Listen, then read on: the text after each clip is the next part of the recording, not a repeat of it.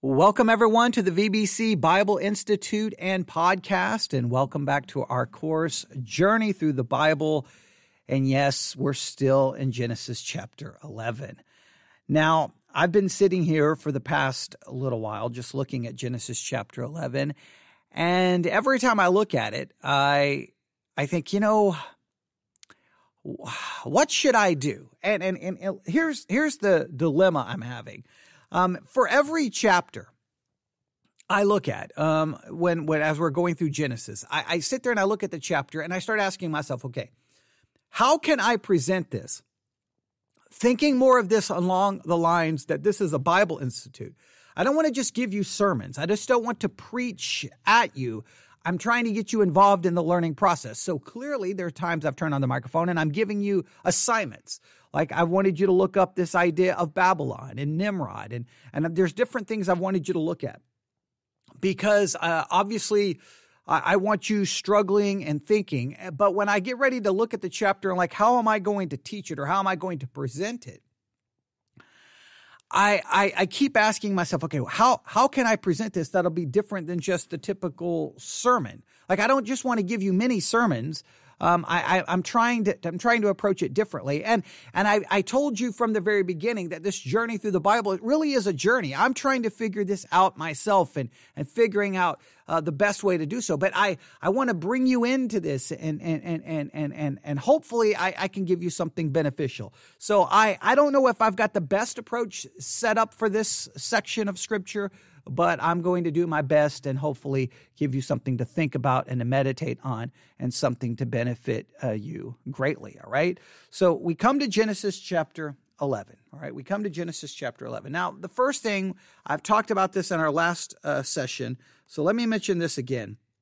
In Genesis chapter 11, we have to just make sure we understand this. Most likely, the events described in chapter 11 of Genesis occurred prior to those in chapter 10. Because in chapter 10, you've got people, different languages. They seem to be separated and divided amongst their nation, their family, their tribe. And so clearly it seems that this is describing something that happens later. In fact, this is how one commentary states it. It's likely that the events in chapter 11 of Genesis occurred prior to those in chapter 10, and that the scattering described in chapter 10 was the consequence of God's judgment at Babel. Perhaps the story was placed here in Genesis so it could lead into the genealogy of Shem, which leads into the genealogy of Abraham, the founder of the Hebrew nation. The arrangement then is literary and not chronological. All right. So most likely Genesis 11 is not in chronological order. And you always have to keep that in mind because there's times in the Bible where things are not in chronological order. So you've got to ensure that you don't base your interpretation off a chronological order that really doesn't exist. And here, Genesis 11 clearly appears to be out of chronological order, right? Because in Genesis 10, it talks about everyone being separated, different languages seeming to be scattered. Well, that seems to be the result of what happened in Genesis chapter 11. So I think the way we can understand this is in Genesis 9, when they come off the ark and as they begin to move out and, obviously produce, have children and start moving about, that they are all moving about together, and then they use their togetherness for a purpose that gets them in a lot of trouble. So let's go to Genesis chapter 11, and we'll talk about what happened, and we'll try to ask ourselves. This is the question I want you to ask yourself in Genesis chapter 11, and I think this is an important question. When you read Genesis 11, in fact, when you read any chapter of the Bible, I mean, my goal here is to really teach you how to handle the Scriptures. You have to ask yourself, okay, what's the main point what's the main point being given to us? I think I've stated that now in a number of lectures here in the VBC Bible Institute, is sometimes we come to a chapter and we get so distracted by all of the things that we don't understand. Like, okay, what about this and what about that? And that doesn't make sense. Look, those questions are perfectly acceptable and you should look at them. But I've stated it so many times, when you first study a chapter, in your initial study of a chapter, the thing you want to figure out is, what is the main message here? What is the main lesson that they're trying to get across? And then you write down all of those other things as challenges to look at later. Because if you're not careful, you'll get so caught up in all of the challenges and the things that everyone debate about and everything that people argue about. You'll get so caught up in those things that you literally miss the main message. And if you miss the main message and all you do is focus on all of these controversial questions, then you're not helping yourself spiritually.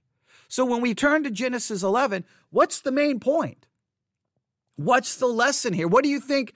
What do you think is the main emphasis in this section? And what should we take away from it? All right. I think that's very important. But let's read. We'll go to Genesis chapter 11. What we're going to do here is we're going to focus on verses 1 through 9. Genesis 11, 1 through 9. And the whole earth at this time, Genesis chapter 11, verse 1. And the whole earth was of one language and of one speech. Clearly, that's different than what we find in Genesis 10. So clearly, this takes place before Genesis chapter 10. Genesis 10 explains everyone going in their kind of their own way, own language, own nation, etc. Well, guess what? In fact, if you look at, just go back to Genesis 10:31, just to show you briefly. These are the sons of Shem, after their families, after their tongues, and their lands, after their nations. Okay, which is different than the others. So clearly, Genesis 11 is out of order, right? So, but at this time, when we turn to Genesis 11, we find that the whole earth was of one language and of one speech. And it came to pass as they journeyed from the east that they found a plain in the land of Shinar, and they dwelt there. So it seems like everyone's unified, everyone's together, and they come to the land of Shinar, and they dwelt there. All right, now, the first thing I want you to write down, and I want you to really, really, really, really spend some time meditating on this. I want you to consider the unity described here in the text. Everyone is unified. Everyone is, look, think of all the things that describe their language. The whole earth was of one language, of one speech, and as they journeyed east, they're all going in the same direction. They have the same language, same speech, and they're all going in the same direction. And not only that, they go to the same direction. And they look at verse 3. And they said one to another, "Go, let us make brick and burn them thoroughly." And they had brick for stone, and slime had they for mortar. Like, they're one language, one speech, going in one direction, all committed to one purpose. That's unity. All speaking the same thing, going in the same direction, and all committed to the same purpose. There seems to be no argument about, no. I don't want to build this. No, I don't want to do this to these bricks. I don't want to engage in this. The text indicates they're all unified. They're all together. Now, I want you to stop and really think about this. How important is unity? Now, we talk a lot about unity, being unified, being unified. And we want Christians to be unified. We want the church to be unified. And sometimes, though, I think we place unity above truth. And unity at the expense of truth equals basically rebellion to God. Look, there's either a true unity or a false unity. And if you're unified, but you're unified in the wrong thing, based off the wrong ideas and the wrong beliefs, then that's not a good unity. If you're unified at the expense of truth, it's simply rebellion. So in other words, a lot of times you'll have within the Christian world, it's called unify. Let's all come together. There's kind of this ecumenical idea. Let's all come together. Let's set aside all of our differences. But set aside all of those differences is setting aside the desire for truth. You can't just set aside everything so that we can be unified. Unity is not more important than truth. And here, everyone is unified. I want you to realize this would have been a great time to witness the world being so unified. Our world right now is so divided, and we hate the division. I hate the division. Yes, I wish we could be unified. But I want you to understand that unity doesn't always bring about great results either, because everyone here is unified. One language, one speech, going the same direction, all committed to one purpose. And what is their purpose, right? What is their purpose? Very important. All right, so let's go through this again. Genesis 11, verse 1. And the whole earth was of one language, one speech. And it came to pass, as they journeyed from the east, they found a plain in the land of Shinar, and they dwelt there. And they said one to another, go to, let us make brick and burn them thoroughly. And they had brick for stone, and slime they for mortar. Verse 4. And they said, go to, let us build us a city and a tower, whose top may reach unto heaven, and let us scatter us a name, lest we be scattered abroad upon the face of the earth. All right. So they're all unified. We see the unity. And the next thing we see is the city. Right. They want to build a city. Now, we've talked about this, and I had you try to research this. Most believe this will become the city of Babylon. They're getting together to build the city of Babylon, and Babylon becomes a major issue throughout the Bible. So in man's unity, they build Babylon. Now, you could think about that. In man's unity, they build Babylon, godless Babylon. Man's unity, listen, man's unity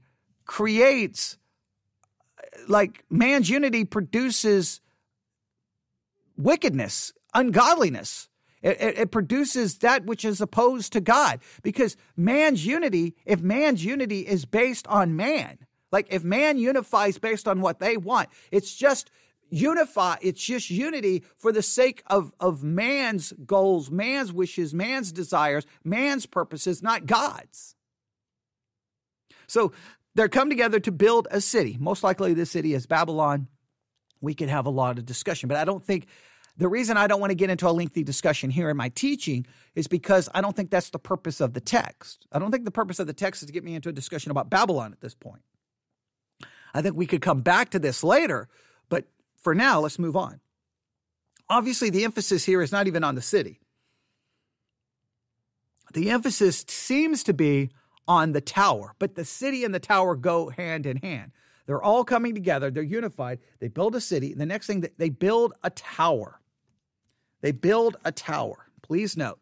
And they said, go to, let us build us a city and a tower.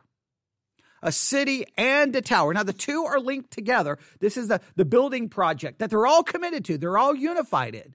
But I want you to consider, what are the reasons? What reasons do they give for the building of the tower? You could say for the building of the city and the tower. All right. So we could put them both together. I think that's probably acceptable from the text. But I want you to ask yourself, what reasons do they give for building these things? So we see the unity, we see the city, we see the tower, and then we see the reasons for the building project. What are the reasons? All right. Let's look at this. Let's go through this. Reason number 1. All right. Let us build us a city and a tower whose top may reach unto heaven. Stop right there. The first reason given is that they want to build a tower that it may reach into heaven. Now, this is somewhat hyperbolic. Obviously, they don't believe it's going to reach all the way into the heavens. It's just they're going to build something that's tall, but there's a possibility that this idea that reach into heaven indicates possibly what they are doing. Many believe that this building of this tower had a religious aspect to it, that this was not like we're going to reach into tower to overthrow the true God. This was like building a tower for their gods or to bring their gods down to them. Many believe that this tower had a religious significance to it. All right. Let me just give you an example from one commentary. All right. The tower that they built at Babel was what is known as a ziggurat. Archaeologists have excavated several of these large structures, which were built primarily for religious purposes. A ziggurat was like a pyramid, except that the successive levels were recessed so that you could walk to the top on steps. At the top was a special shrine dedicated to a god or goddesses. And building the structure, the people weren't trying to climb up to heaven to dethrone God. Rather, they hoped that the god or goddesses they worshiped would come down from heaven to meet them. Now, the structure in the city were called Babel, which means the gate of the gods. Now, stop right there. I have not been able to verify that it means the gates of the gods. You can look that up for yourself. So I'm not going to say that dogmatically. I think that we can say this. Clearly, these people, so if you want to think about the unity, they were unified in language, they were unified in speech, they were unified in direction, they were unified in purpose, and they may have even been unified, are you ready for this? In worship. They would have been unified in the God they worshiped. And clearly, it was God or gods, plural. It wasn't the true God.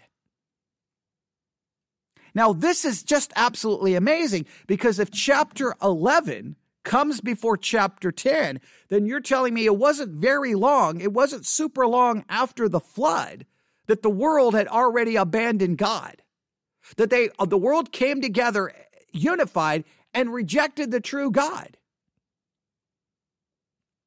Now, we see this over and over and over again in the Bible, that there's something in the human heart that no matter how many miracles, no matter how much power, no matter what is seen, the human heart always leads us away from God, not to God. Our natural bent is away from God. It's not away from gods. It's not away from spirituality, but it will always lead us away from the true God.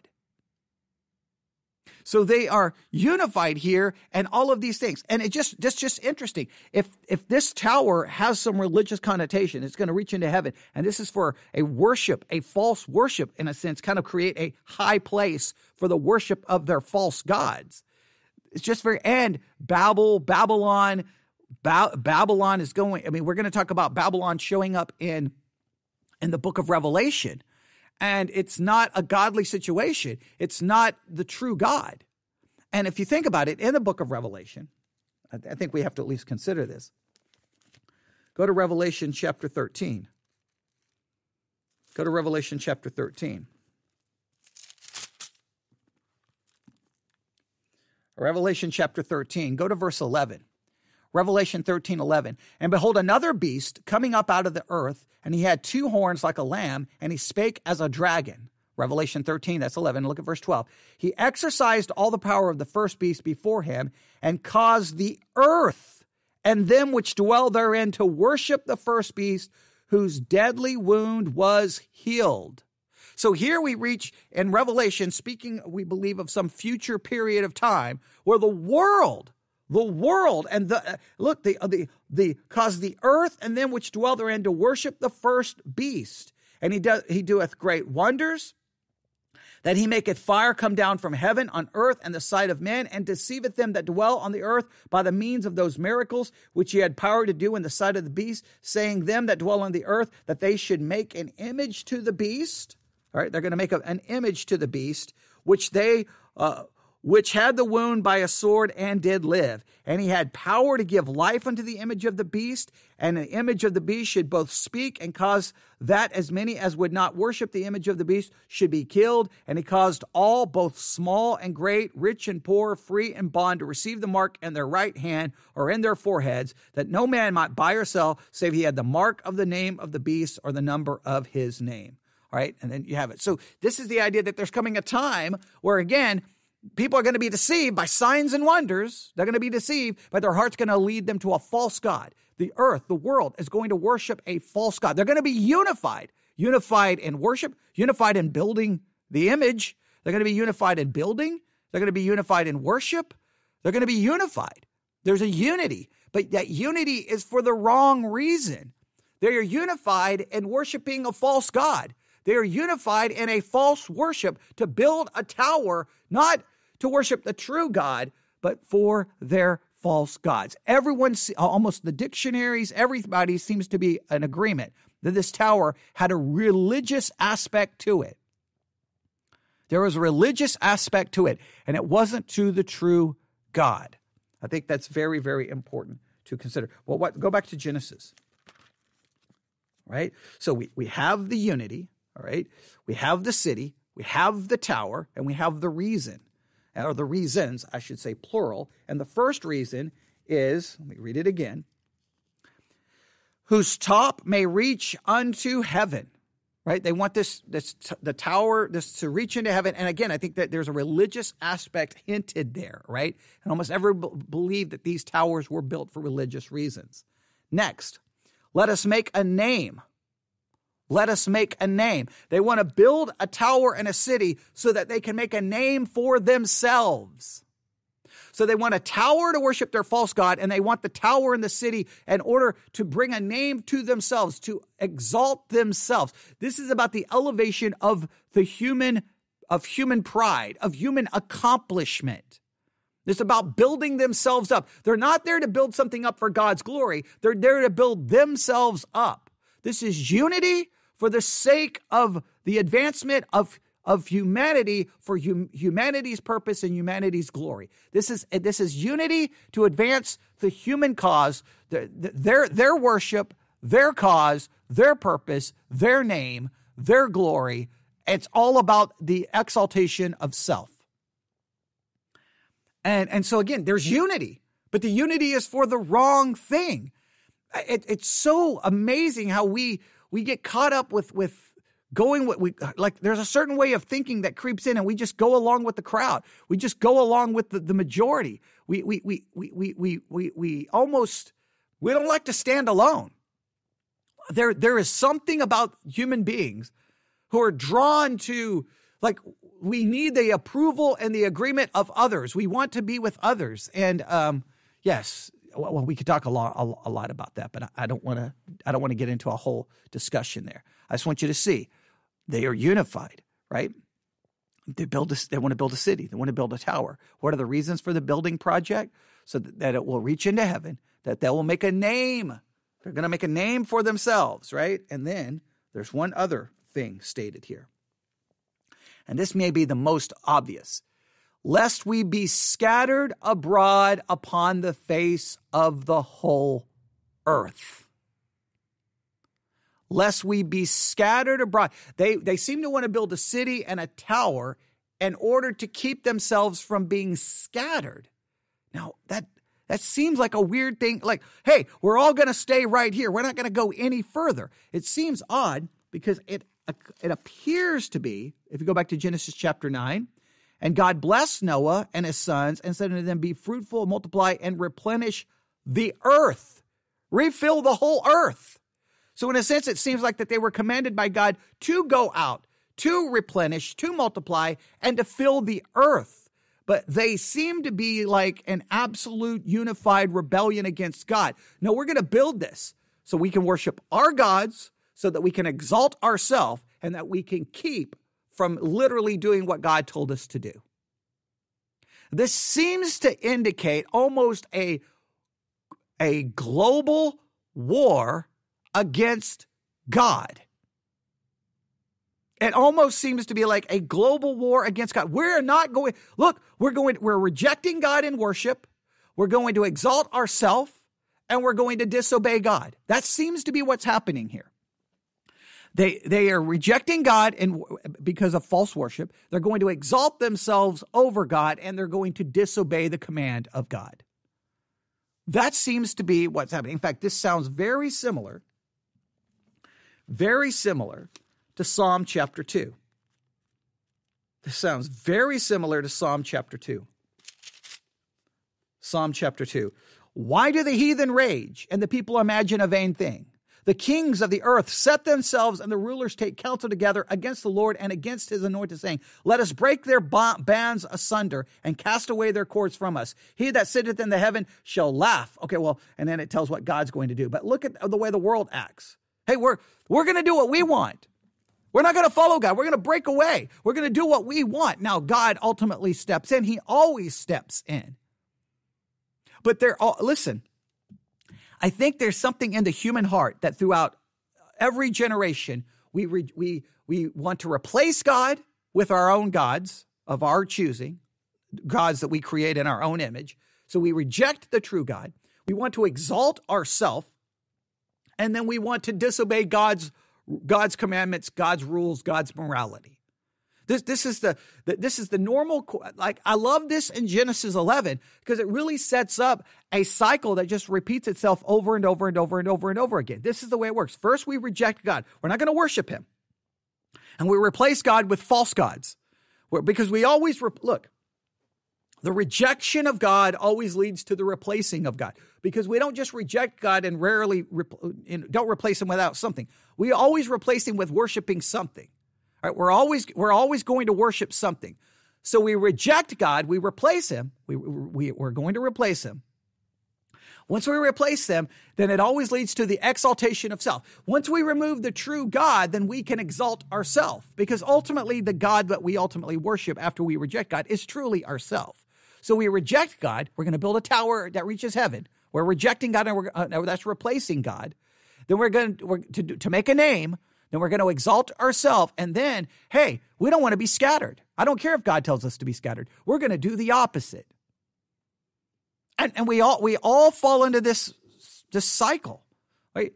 We begin to replace God with another God. We exalt ourselves, and then we begin to just rebel against God's commandments. This happens in human history over and over and over and over and over again. And sometimes when we replace God, we still try to pretend that it's the same God, but in many cases we've replaced God. It shows that we've replaced the true God because we exalt self. Look, we know we're not worshiping the true God when we exalt self, because the worship of the true God humbles us. The worship of the true God brings us low. If you're not worshiping the true God, the worship of anything other than the true God ultimately exalts yourself. The worship of the true God humbles yourself.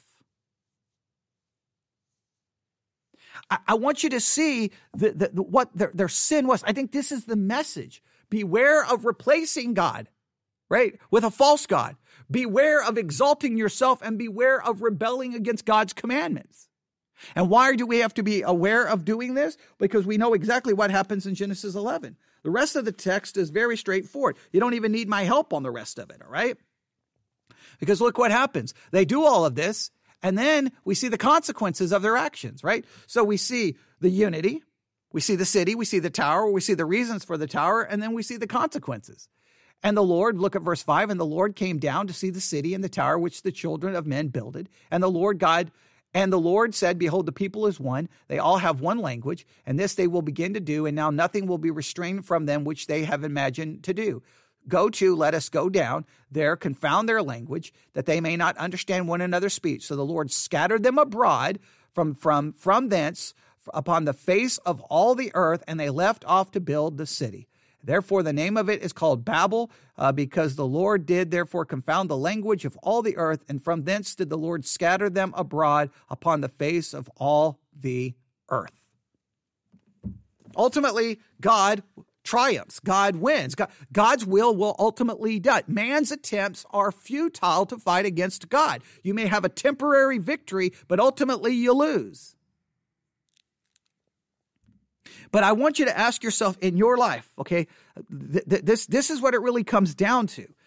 We can look in the culture and go, look, they've replaced God. They replaced God with the things that they now worship. They're exalting self and they're rebelling against God. We do so well at identifying it in the culture.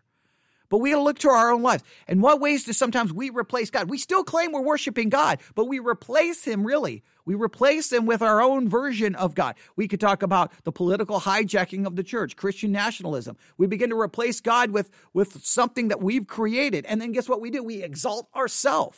And then we ultimately begin to rebel against God. This is the pattern that will flow throughout the rest of the Bible.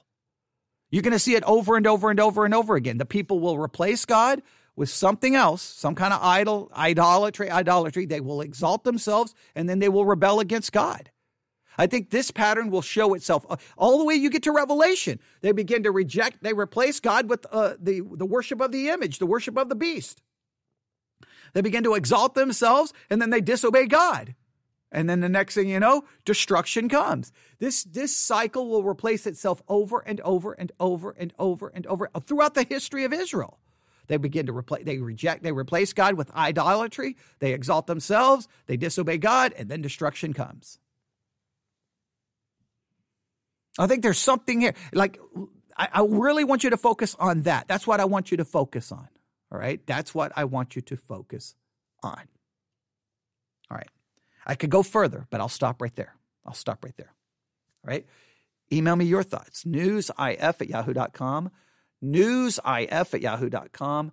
That's newsif@yahoo.com. newsif@yahoo.com. All right. I'm not going to give you an assignment. So I just want you to meditate and think about that. All right. I'll stop right there. Everyone have a great day. Email me. Turn in your assignments. If you need anything, let me know. God bless.